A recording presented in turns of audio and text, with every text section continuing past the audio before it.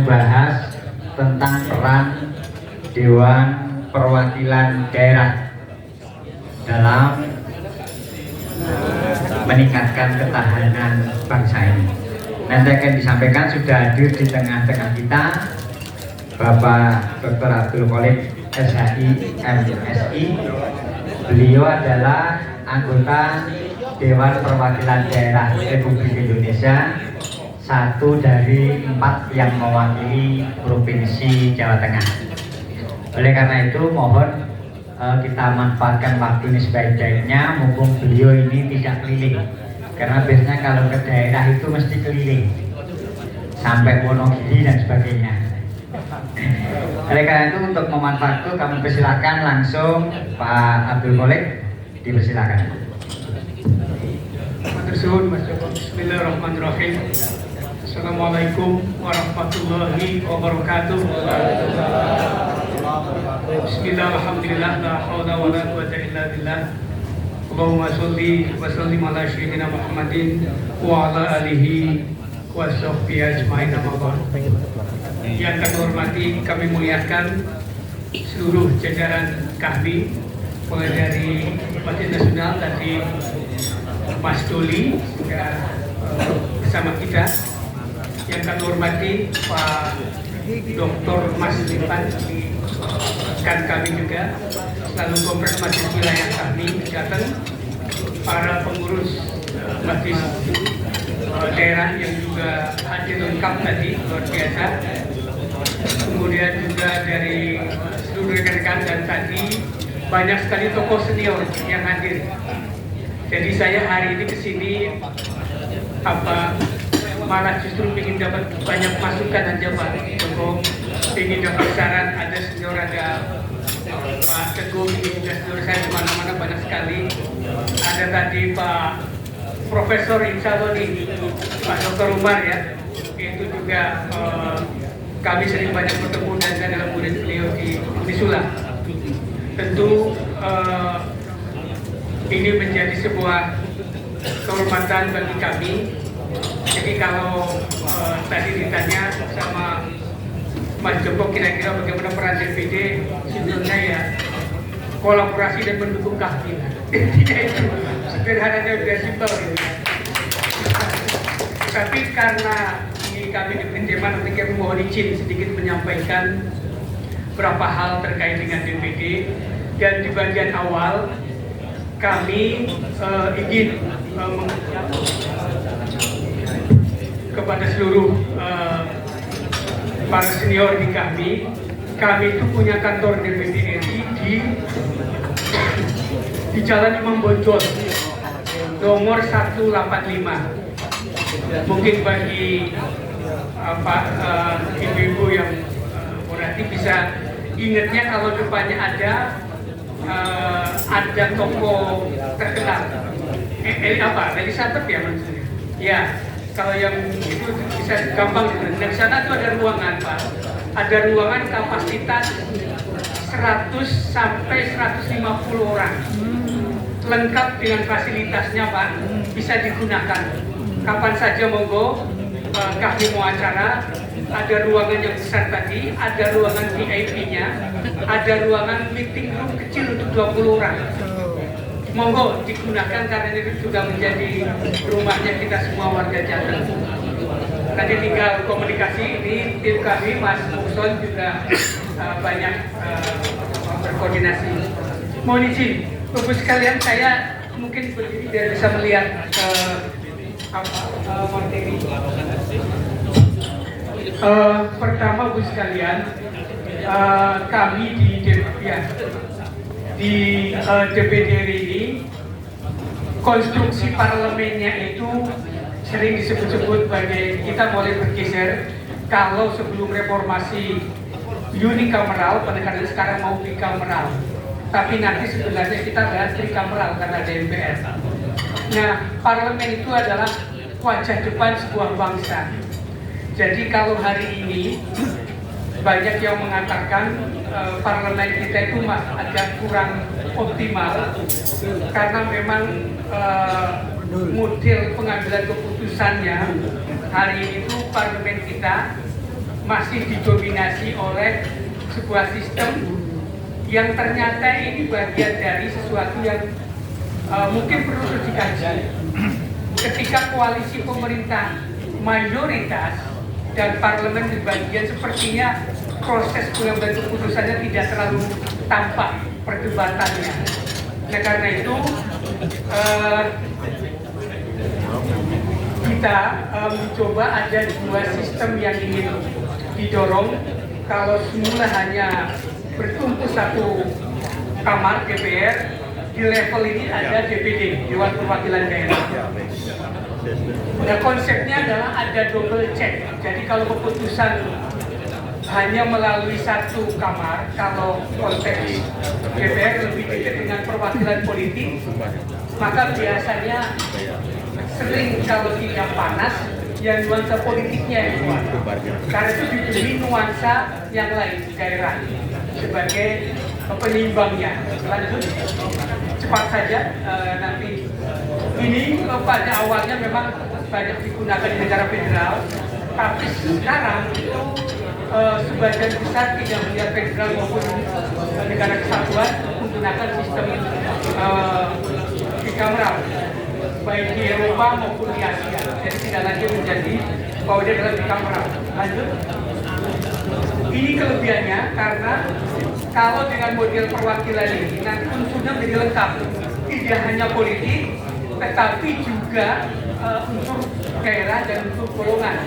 Karena kalau di DPD, meskipun namanya Dewan Perwakilan Daerah, tetapi yang hadir ke sana itu adalah golongan-golongan. Ada dari golongan agama, ada dari golongan akademisi, ada Prof. Jimli yang akademisi beliau, ada pengusaha, ada masyarakat adat, dan lain-lain banyak sekali. Kemudian ini mencegah tirani mayoritas maupun tirani minoritas tadi. Kalau hanya mayoritas yang menguasai itu, ya cenderung seperti itu. Jadi keputusannya eksekutif yang menjadi keputusannya parlemen, ini menjadi problem. Kemudian untuk proses keputusan penting tadi ada proses yang lebih cermat karena ada double proses. Lanjut lagi coba. Ya, ini sejarahnya memang dulu pernah ada bahwa sejak era kolonial pun dulu dipikirkan seperti ini. Jadi tidak hanya perwakilan politik, tapi juga ada perwakilan daerah dan golongan, baik konteks kolonial sampai ke era reformasi. Lanjut lagi, ini DPDRI, jadi kita sekarang horizontal, jadi sejajar, kemudian ada masuk kategorinya ya parlemen, karena rumputnya parlemen, dan juga kategori lembaga negara lapis pertama, karena dibentuk langsung oleh Konstitusi Pasal 22D. Lanjut. Ini prosesnya dulu memang ada perdebatan antara kubu yang progresif ingin menjadi kita strong bicameral, tapi komprominya menjadi soft bicameral. Kemudian lanjut lagi. Ini Pasal 22D, pengajuan RUU berkaitan dengan otonomi daerah, pembentukan daerah atau pemekaran, dan pengelolaan sumber daya alam serta sumber daya ekonomi lainnya. Kemudian membahas RUU yang terkait dan juga pengawasan serta pertimbangan APBN. Lanjut. Ini sama masih fungsi legislasi, budget dan pengawasan. Lanjut lagi ya saja. Ini kurang lebih berapa hal yang dilakukan DPD, prolegnasnya, kemudian inisiatifnya kurang lebih 5 per tahun. Kemudian ada pembahasan itu kemarin juga di Cipta Kerja kita membahas pertimbangan APBN, kemudian juga ada fasilitasi untuk perda. Lanjut lagi. Ini Jateng Pak, saya ingin sekilas mohon restu, mohon dukungan. Kami ini punya juga berapa program. Pertama, audit keselamatan jalan tol Pak. Jateng ini sekarang sangat tinggi sekali Pak. Di jalan tol itu kalau dulu masih di wilayah Jawa Barat, sekarang bergeser ke Jateng. Banyak kecelakaan Pak. Makanya kita punya program Gerlantas, Gerakan Tertib dan Selamat Berlalu Lintas. Kemudian ada ekologi Serayu yang hari ini Pak di selatan itu melalui porsinya mengancam waduk Merican yang kapasitasnya maksimal 2,5 juta meter kubik lumpur, sekarang menjadi 7 juta. Kalau dibuang ke Sungai Serayu, ikannya mati. Kalau nggak dibuang, tanggulnya jebol. Nah, kami sedang mencoba mengawal ini dan berharap nanti di wilayah Jateng Selatan ada balai besar wilayah Serayu sendiri, karena sekarang itu Jogja. Jadi kita tidak maksimal. Kemudian lanjut lagi.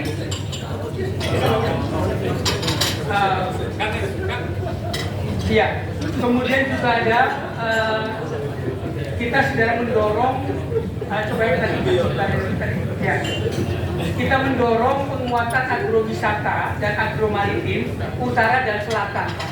Jateng ini bagus sekalian, penduduknya itu 36,7 juta. Ini melebihi Australia, satu benua 25 juta, Pak. Arab Saudi satu negara cuma 31 juta. Jadi memang besar, Pak. Jateng itu besar sekali. Makanya saya sebut tidak layak sebagai provinsi karena besarnya populasi itu, Pak. Kemudian juga tadi Pak, Pantura dan Pantai Selatan perlu menjadi sebuah prioritas. Kita juga sedang ini Pak, nanti kita diskusi. Kalau ada kita mohon masukan. Kami sedang merekonstruksi pembangunan ekonomi Jateng agar lebih seimbang, Pak.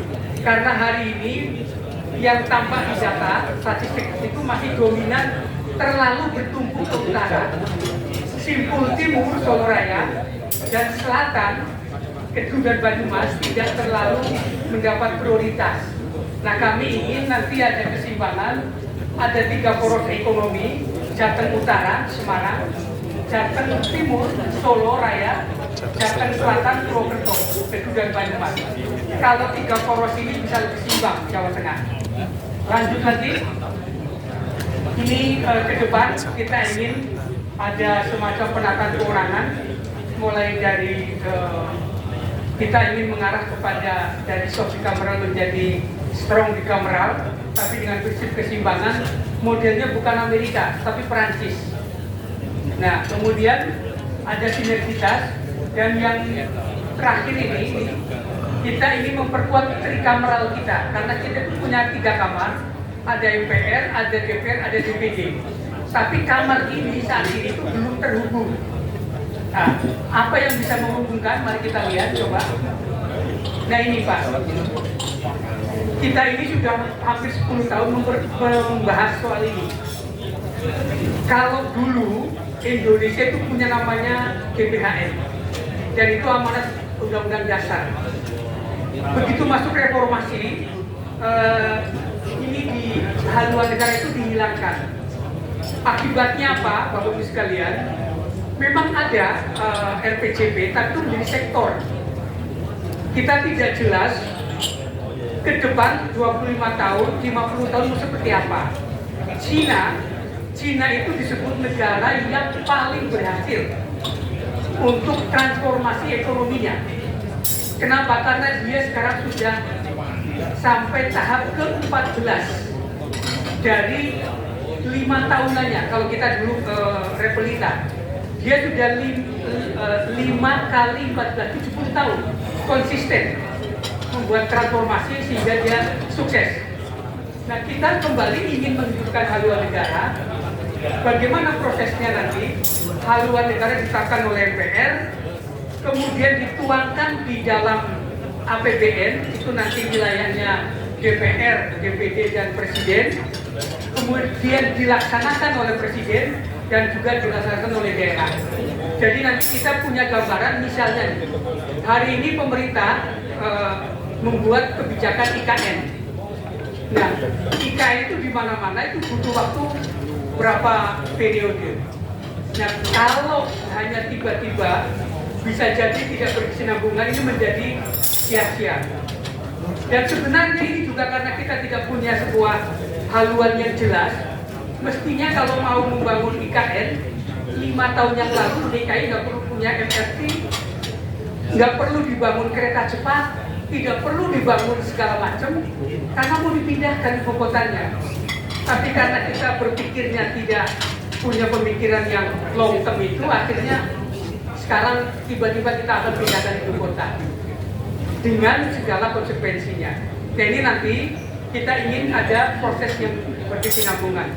Lanjut lagi, prosesnya di mana? Dan Pak, nanti haluan negara akan dituangkan di dalam RAPBN. Kayak bangun dapur aktor. Nah, yang nanti di sini nanti ada dua. Kalau menyangkut program nanti DPD. Jadi kita ada musrembang di daerah. Kemudian nanti kita tangkap di nasional oleh Bappenas dan DPD. Tapi ketika program dan anggaran nanti oleh DPR dan Presiden. Jadi nanti ada bagi tugas antara DPR dan DPD secara proporsional. Lanjut lagi, Bapak sekalian, ini penutup saja Pak untuk ini, bahwa sekarang ini dunia menghadapi tantangan baik geoekonomi maupun geopolitik. Kalau kita buka sekarang, disebut-sebut istilahnya menggunakan kata kiamat. Banyak negara akan kiamat gara-gara problem pandemi dan juga transformasi teknologi. Nah, kita pun juga bisa menghadapi ancaman itu. Pak Presiden sudah mengingatkan bahwa tahun 2023 juga akan sangat ada risiko tinggi. Karena itu memang perlu ada semacam bagaimana kita memperkuat ketahanan. Nah, DPD ini, sekalian, punya konstruksi yang lebih mencerminkan Indonesia. Karena kami besar kecilnya provinsi, wakilnya sama 4. Tidak dibeda-bedakan jumlah penduduknya. Kami di Jawa Tengah menjadi DPD ini 1,4 juta. Di daerah lain Pak, Kalimantan Utara 22.000. Di Sulawesi Barat 50.000. Tapi kami sama. Nah, inilah kenapa DPD juga bisa menjadi sebuah perekat Indonesia, karena tidak melihat besar kecilnya jumlah penduduk, tapi per provinsi. Kemudian kita bisa menjadi penyalur aspirasi untuk daerah sehingga ancaman disintegrasi bisa diminimalisir. Terakhir, kita juga punya keinginan kalau daerah kuat, maka Indonesia juga bisa sejahtera dan bisa kuat. Bagus sekalian, kurang lebih itu saya singkat saja, tapi intinya kami ingin masukan, kami ingin kolaborasi, kami ingin pandangan agar Jawa Tengah terutama dan juga Indonesia ke depan tentu lebih baik. Khusus untuk Jawa Tengah, Bapak sekalian, tantangan kita itu sangat berat Pak. Kapan-kapan kalau mau lebih spesifik, saya bisa menampilkan data statistik Jawa Tengah. Jadi 10 tahun Pak, kemiskinan di Jawa Tengah itu hanya bisa dikurangi 3%. Hanya 3%. Totalnya sekarang Pak itu 4,1 juta. Jadi kalau 10 tahun 3%, maka kalau bisa menyelesaikan butuh waktu 30 tahun.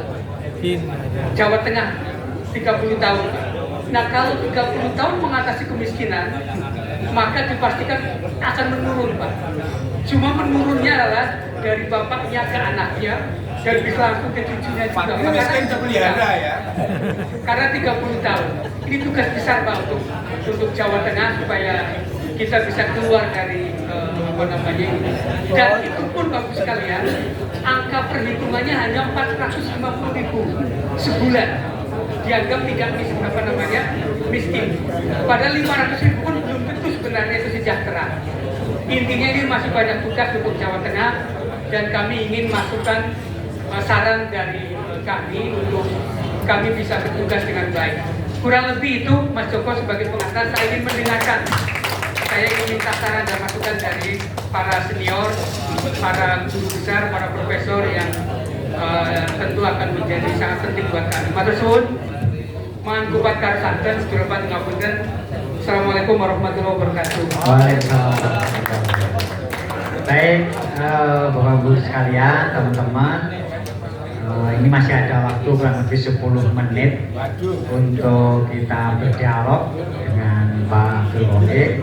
Ada beberapa catatan penting. Sejak reformasi, DPD dihadirkan untuk mewakili daerah berdasarkan wilayah provinsi dan perwakilannya sama. Artinya artinya setiap provinsi berapapun penduduknya wakilnya 4. Di Jawa Tengah, ini catatan kedua, seperti kita ketahui bersama beberapa waktu yang lalu, Pulau Jawa ini, Jawa Tengah dianggap sebagai salah satu provinsi yang beberapa kabupatennya masuk kategori miskin ekstrim. Kebumen tertinggi kalau tidak salah. Ada 10 kabupaten kota yang cukup akut gitu.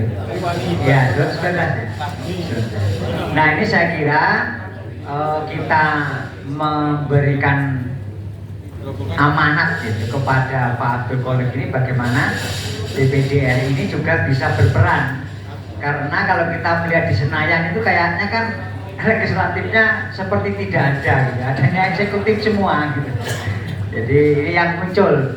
Bahkan kita juga belum mendengar tadi dari Pak Abdul Qolik, salah satu persoalan penting terkait kemiskinan adalah tentang energi yang dimiliki oleh negara kesatuan Republik Indonesia. Di tengah-tengah polemik persoalan energi juga kita belum mendengar apa yang mesti kita lakukan. Oleh karena itu kami silakan Bapak sekalian silakan bertanya, memberikan masukan dan sebagainya untuk saya pertama agar nanti waktunya tidak berlarut-larut.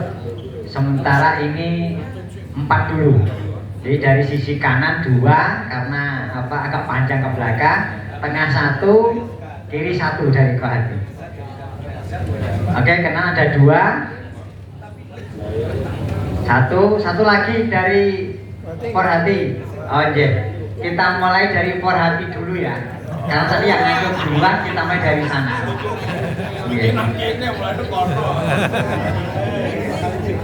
Oh iya. Atau kalau enggak maju di sini. Moga itu mic-nya. Ya.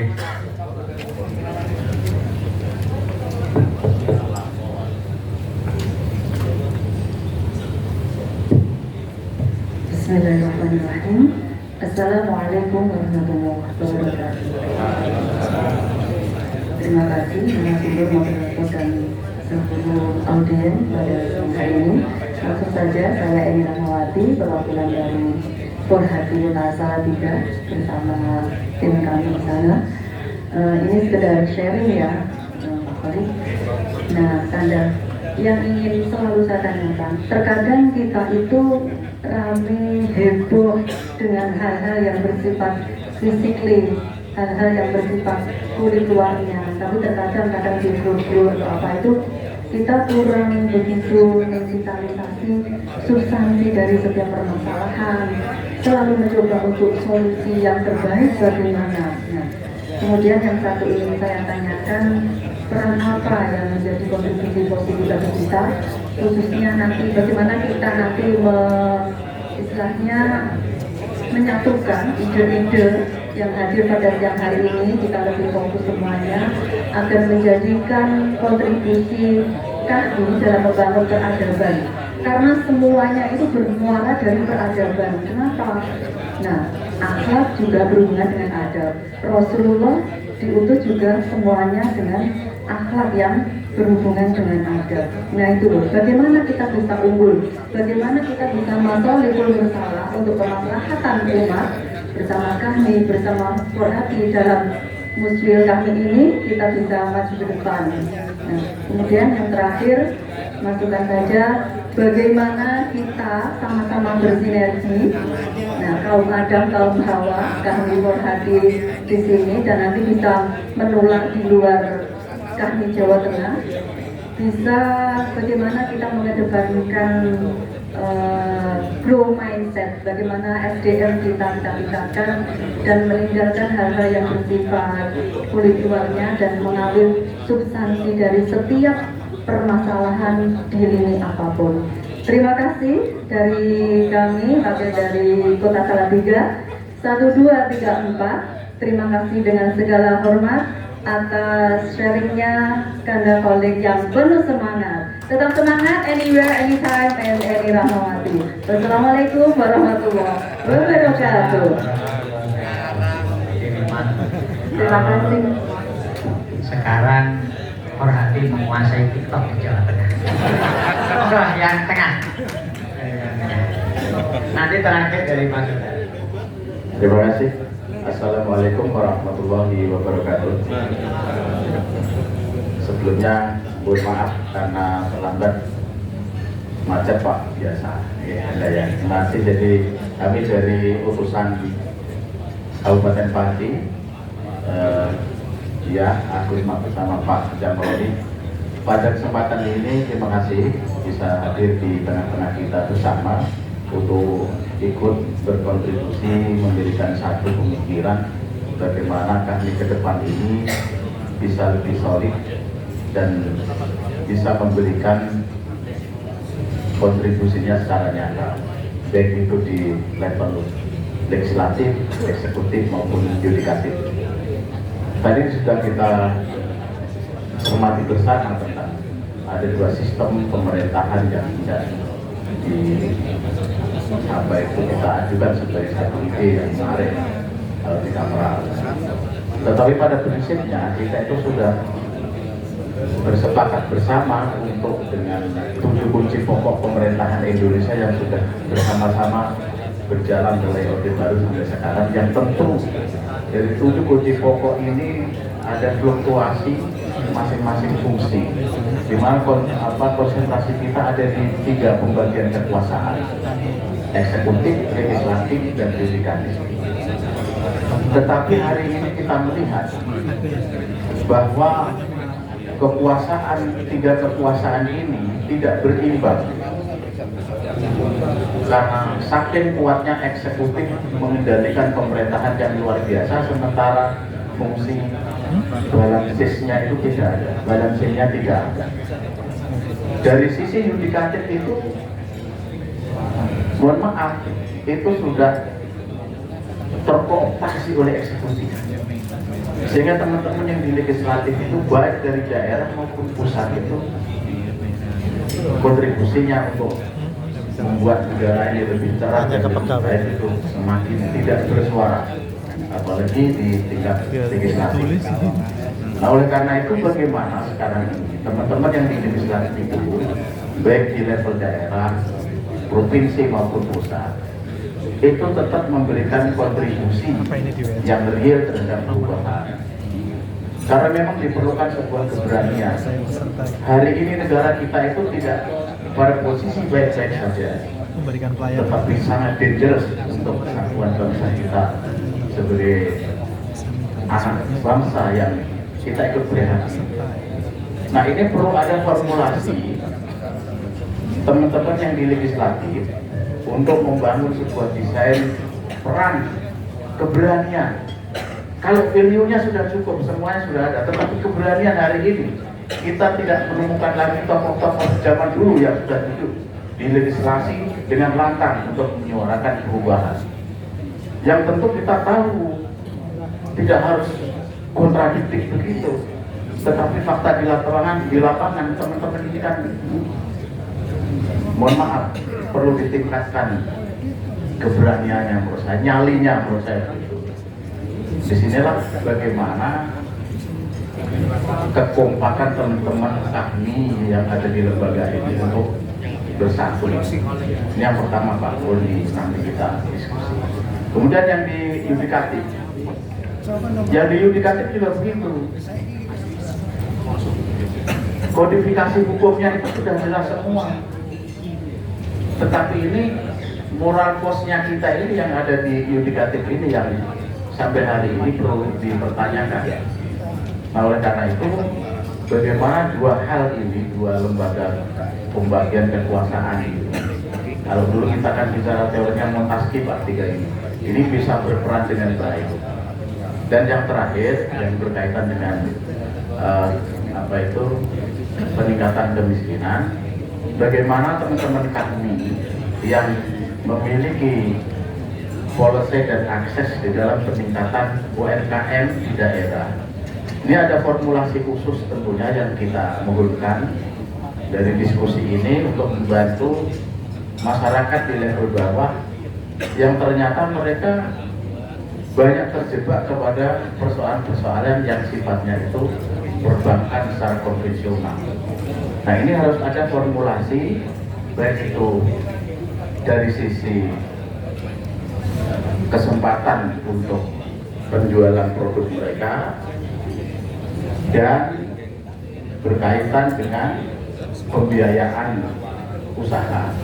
Dan inilah yang menurut saya yang perlu hari ini kita pikirkan bersama, karena rakyat di bawah ini dengan naiknya BBM, naiknya tarif yang lain lah, listrik, semuanya ini menjerit betul, sangat-sangat luar biasa. Nah, di sini diuji bagi teman-teman yang memiliki policy untuk itu, untuk bisa mempengaruhi itu.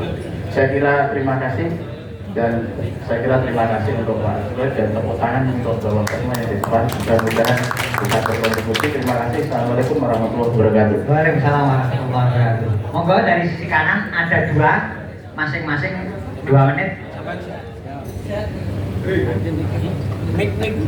Nah, ini dari depan. Salam. Monggo. Ini di anu Mas, panitia yang beda. Biasa. Nih. Tes.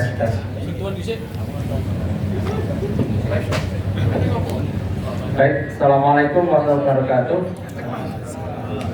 Kami dari MG Magelang, ya.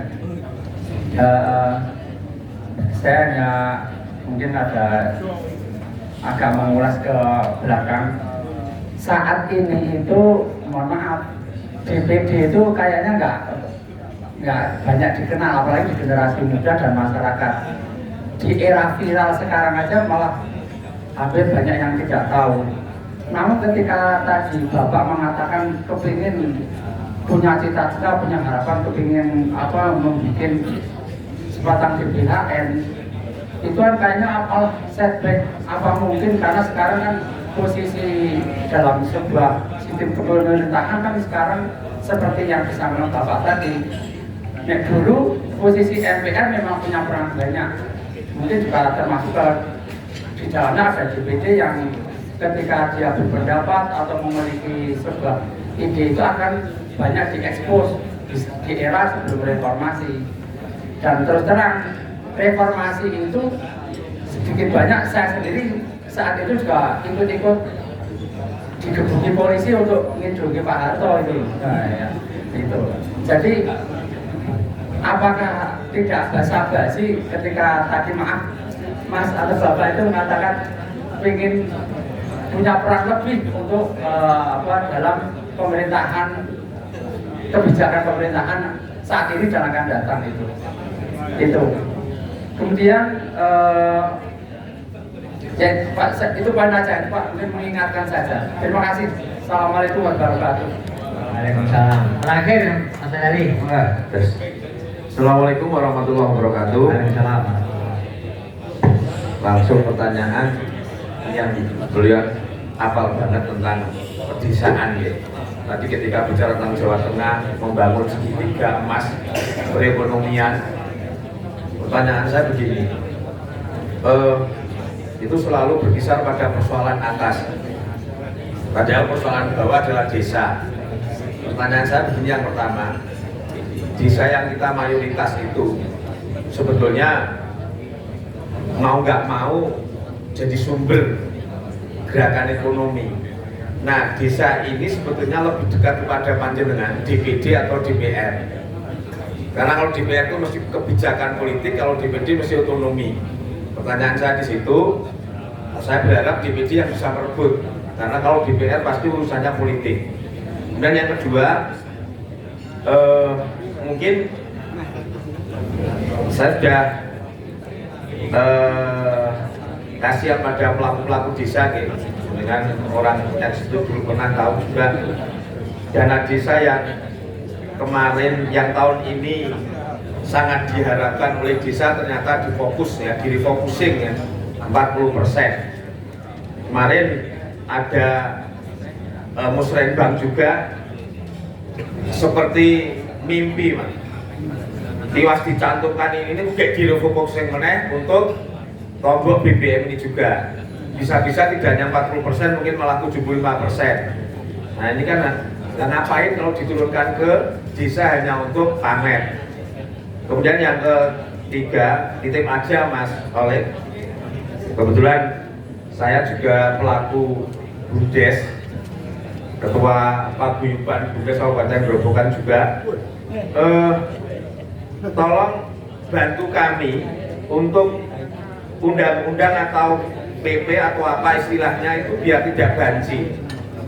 Contohnya kemarin anggaran 20% dari dana desa bisa untuk ketahanan pangan. Bisa ya, kalimat bisa itu kan banci. Kalau hukum panjenengan ngendika mesti hukumnya mubah. Bisa dilaksanakan, bisa tidak. Nah jadi tolong kalau memang bisa memperjuangkan, buatlah aturan yang tidak banci, real gitu loh. Ini untuk pemberdayaan ekonomi lewat BUMDes sekian persen. Terima kasih. Assalamualaikum warahmatullahi wabarakatuh. Waalaikumsalam warahmatullahi wabarakatuh. Terima kasih, langsung saja ke Pak Khalid. Oke, matur suwun atas seluruh tanggapannya dari mulai Mbak Edi Rahmawati, Salatiga, berarti. Kemudian tadi dari Pati, kemudian Magelang, dan terakhir Grobogan. Mbak Edi, pertama memang kaitannya dengan kaki. Saya ini berharap banyak betul ya, karena luar biasa nih kualitas SDM-nya. Karena ini konteksnya Jateng, mari betul-betul kita coba lihat pembangunan Jateng. Apakah memang sudah pas? Apakah memang belum? Ataukah memang perlu direkonstruksi kalau bahasanya Pak Dr. Rumat di kesimpulan awal temuan kami? Ini kita perlu rekonstruksi. Karena Jateng tadi dengan populasi selevel negara, Bapak sekalian, jadi kalau ini levelnya negara ngurusi penduduk itu, tentu rasanya bukan APBD Pak, APBN Pak. Maksudnya kebutuhan untuk mengurusi ini itu nominalnya tidak cukup dengan APBD. Bapak sekalian, di Jawa Tengah itu APBD provinsinya kisarnya 24 triliun, sekitar 24 triliun. Kemudian jumlah APBD kabupaten kisarannya sekitar 80 triliun. Kemudian dana desa sekitar 7 triliun. Ini yang langsung turun ke Jawa Tengah, ya, yang langsung turun ke Jawa Tengah. Kalau di total kisarannya sekitar berapa? 107 ya kurang lebih ya. 107 triliun. Ini sebenarnya juga masih tergolong kecil karena tadi Pak, populasi kita itu negara. Negara. Nah, saya sering membanding-bandingkan Pak, provinsi besar dengan provinsi kecil itu dengan rezim fiskal sekarang lebih untungnya kecil Pak. Jadi kalau kayak Gorontalo, Maluku Utara itu cuma 1,3 juta, atau bahkan Papua Barat kemarin 600.000 mau dibagi dua, Papua Barat itu kisarannya 300.000. Pak, jangan kaget, PDRB Jateng kalah sama Papua Barat karena baginya kecil. Nah ini menurut saya mengajak nih semua, mari kita coba lihat pembangunan Jateng secara komprehensif. Apakah sudah on track, apakah sudah benar, dan seterusnya. Salah satu contoh saja Pak, ini saya kemarin mengecek pelabuhan Tanjung Emas. Selain belum optimal digunakan, juga ada resiko hanya sampai tahun 2035 dia visible digunakan. Kenapa? Karena pengaruh iklim, air laut naik, kemudian daratannya menurun Pak, karena 1 sampai 12 cm per tahun. Jadi ini serius Pak, Jateng ini ekologinya serius. Kemudian pembangunannya juga perlu dilihat secara serius. Mari kita coba lihat bareng-bareng, nanti kita diskusikan.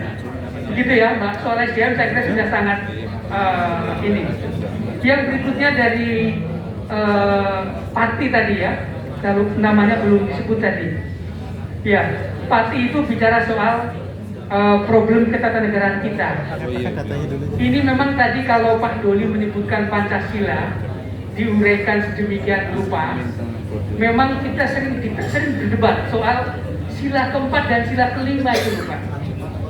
Kalau 1, 2, 3 kan sudah hal yang memang ada di kita semua. Tapi kalau soal demokrasi yang rumusannya seperti sila keempat, apakah sudah pas di kita hari ini?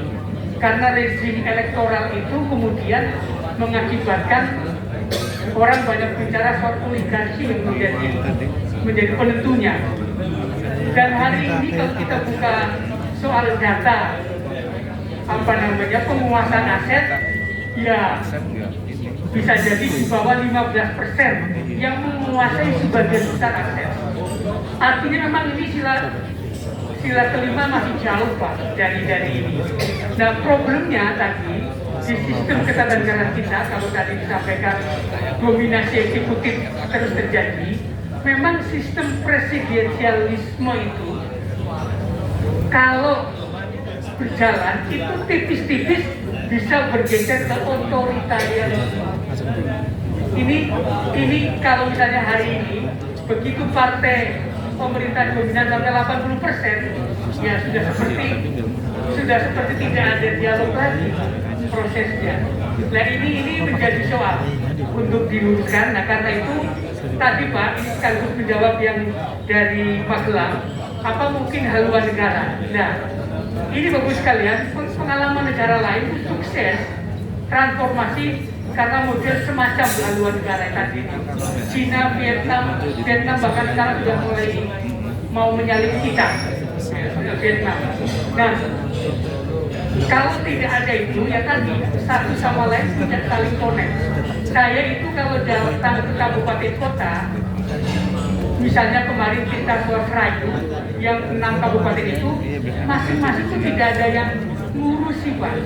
Karena merasa bukan tanggung jawabnya, karena nggak kolaborasi. Nah sama, ini kalau di urusan kita, antar periode pemerintahan juga bisa berisiko tidak nyambung satu sama lain, Pak. Yang ini mau ke sana, ini ke sana, ini ke sana, dan seterusnya. Apalagi di daerah, Pak. Di daerah ini, semua daerah, kalau melihat nomenklatur programnya, ingin menjadi daerah yang industrinya maju, Pak. Dipikirnya kalau industri maju ya itu caranya, padahal kondisi alam Jawa Tengah itu tidak semua cocok untuk manufaktur. Nah ini problem, Pak. Ini yang harus karena haluan negara ini memang sudah banyak diperdebatkan, tapi kalau ada setidaknya bisa menjamin kesinambungan. Mekanismenya Pak, gambarnya ditetapkan oleh MPR, kemudian dituangkan oleh DPR dan DPD dan dalam haluan dan APBN, diteruskan ke bawah. Kemudian 5 tahun berikutnya itu dilaporkan oleh Presiden kepada MPR, karena kan dia akan lapor ke MPR di akhir periode bahwa perjalanan 5 tahun sudah sampai di sini. Kemudian oleh MPR ketika melantik Presiden baru, tanggal 1 Oktober disampaikan Presiden, ini Presiden yang kemarin kita akan menuju ke sana sudah sampai di sini. Anda teruskan ini dan seterusnya. Ini yang kita akan coba menyambungkan ini, Pak. Karena dulu kita kelihatan, Pak, dulu kita merasakan bahwa ini kita masih mau persiapan untuk masyarakat yang mau tinggal dan sejahtera. Itu semua persoalan membawa kesan, tapi hari ini kita tidak bisa merasakan itu. Nah ini problem yang ingin kita coba perkuat dengan yang namanya haluan negara itu. Terus yang berikutnya soal desa. Ini memang bagus sekalian. Dana desa itu setahun Jawa Tengah 7 triliun. Ini dana juga yang cukup besar. Saya belum melihat dan membaca penelitian atau pengawasan seberapa efektif dana desa kita itu. Nah, yang saya lihat kalau ke daerah, sebagian tadi BUMDes ada yang sudah cukup berkembang dengan baik, tapi ada juga yang kelihatannya modelnya sama. Begitu ada ini, mereka ingin bikin ruko. Saya lihat beberapa daerah bikin ruko semua. Tapi ketika rukonya itu tidak semua juga dimanfaatkan. ada yang kemudian tidak disewakan, cara membangun rukonya juga kadang hanya ukurannya tidak optimal sehingga tidak berfungsi dengan baik. Nah ini monggo coba dikaji. Meskipun saya setuju tadi Pak Jajali ya, Pak Jajali, BUMDes itu perlu di jelas payung hukumnya. Sebenarnya kemarin DPD mengusulkan RUU BUMDes Pak, tapi teman-teman DPR beranggapan perlunya tidak perlu undang-undang, tapi pakai PP. Nah, apa itu Pak? Jadi kita itu tidak punya sinergitas antara misalnya Pak, ini sekarang sudah punya semua levelnya ada. Di level desa ada BUMDes, di kabupaten ada BUMD, di pusat ada BUMN. Nah ini mestinya Pak, kalau mau diintegrasikan ke bawah, mestinya itu menjadi kekuatan Pak. Yang saya dengar Pak, ini mohon maaf kalau saya menyebut lagi di Cina. Di Cina itu kalau mau membuat produksi sesuatu, katakanlah tembakau, itu sudah dihitung Pak. Kita tahun ini akan memproduksi tembakau sekian ribu ton. Karena itu ditanam di sini sekian, di sini sekian, di sini sekian. Maka begitu panen tidak ada cerita tembakau nggak laku. Nah di kita itu tidak ada. Begitu kemarin rame orang mahal, semua menanam orang. Kemudian tiba-tiba harganya jatuh karena tidak ada yang berpikir bagaimana kalau sudah banyak harus ada industrinya, pengolahannya. Kan kemarin baru diekspor bahan bakunya. Bagaimana dengan industrinya? Nah ini yang mestinya nyambung antara bagi tugas BUMN, BUMD, dan BUMDes dalam satu rangkaian, terutama untuk bidang pangan tadi Pak. Terakhir mungkin ini saya ingin menutup Pak. Jateng sebenarnya produksi pertaniannya sudah sangat bagus Pak, apalagi beras Pak, kita optimal. Dan kita punya ruang untuk ekspor ya, bukan cuma ke luar negeri. Hari ini sebenarnya Jawa Tengah itu menjadi pemasok kebutuhan sembako dan sayuran ke Kalimantan, terutama Kalimantan Tengah, Kalimantan Tengah. Nah, saya ketemu dengan teman-teman dari Asosiasi Pengemudi Truk yang mengangkut barang ke Semarang. Sayangnya itu belum kuat dukungannya. Biayanya 32 juta per truk untuk sampai ke sana. Nah, ini kalau misalnya ada bantuan dari Pemprov perhatian, dipermudah ininya, semestinya produk pertanian di Jawa Tengah itu bisa bernilai karena bisa dikirim ke daerah lain. Apalagi kalau skenario IKN berjalan, Kalimantan akan menjadi pusat ekonomi baru, ekonominya ke sana, kita bisa menjadi pemasok utamanya. Karena kalau di cross secara garis, kita ke Kalimantan sangat pendek, sangat cepat. Nah, ini menjadi tantangan. Saya melihat Jawa Tengah begitu banyak peluang, begitu banyak potensi, tapi saya belum melihat kebijakan-kebijakannya yang mengarah kepada Jateng itu bisa menjadi sebuah provinsi yang maju dan juga provinsi yang kuat. Kan kita punya slogan Jateng mandiri Pak, tapi kalau dibuka datanya belum Pak, belum mandiri. Contoh saja Pak, ekspor kita itu sekitar 1 miliar dolar, tapi impor kita 900 sekian juta. Jadi hanya sedikit sekali Pak surplusnya. Makanya ini PR Pak, mohon kami dibantu, saya di DPD dibantu Bapak Ibu dengan diskusi, kajian, bahan apapun terkait pembangunan Jateng Pak. Tantangannya Pak, ini kalau tadi dari Pati mengatakan di pusat dominasi eksekutif kuat, kalau di daerah lebih lagi Pak. Jarang sekali Pak, jarang sekali ada kritik untuk pembangunan daerah Jateng. Saya membaca kok jarang Pak, jarang sekali. Kenapa? Karena kalau dalam konteks pemerintahan daerah, DPRD dengan Pemda itu kan mereka satu ini Pak, satu kesatuan. Jadi jarang sekali ada kritik-kritik yang beda sekali kalau saya lihat DKI Pak. Jadi saya ada melihat daerah yang kritiknya tajam ya DKI Pak. Mau bikin formula E saja di segala macam Pak. Sampai tapi kritik itu kemudian membuat eksekutif bisa keluar semua kemampuannya Pak. 54 hari bikin sirkuit pun bisa gitu. Jadi karena ini Pak, karena Anies dikritik dan Baswedan, mantap. saya lihat di daerah lain terutama juga di Jawa Tengah saya kira ini perlu lah untuk diberi semacam sengatan-sengatan dari berbagai kalangan dengan data agar Pemda itu bisa keluar semua kemampuannya untuk kemajuan Jawa Tengah dan masyarakat Jawa Tengah. Terima kasih. Sekali lagi mohon maaf dan kami berharap banyak kita bisa kolaborasi. Kantor kami siap dan terbuka untuk kami bisa digunakan semaksimal mungkin dan tentu kalau ada kebutuhan supportnya kita bisa bareng-bareng diskusikan. Terima kasih. Assalamualaikum warahmatullahi wabarakatuh. Waalaikumsalam.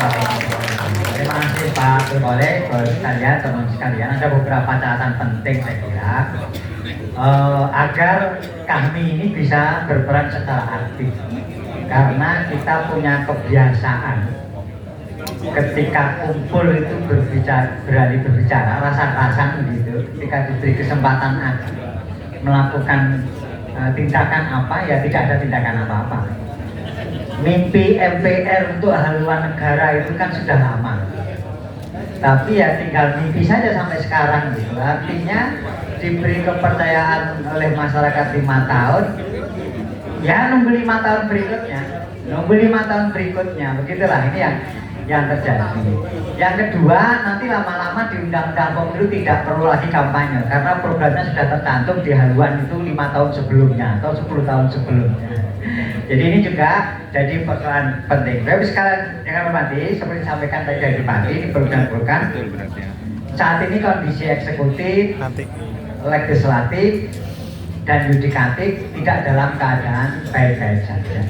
Polarisasi bangsa juga sangat terlihat dan menjadi tontonan sehari-hari baik di media sosial maupun media mainstream.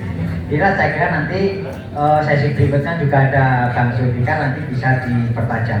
Catatan kedua adalah terkait dana desa. Ini dulu dimaki-maki, jangan-jangan di desa tidak siap. Saat ini kalau sudah jadi miliknya nggak mau lagi diudik-udik. Apalagi ada konsultan BUMDes ini. Jadi diudik-udik itu tidak boleh gitu kan. Jadi ini di mana-mana terjadi persoalan. Terakhir terkait dengan Jawa Tengah.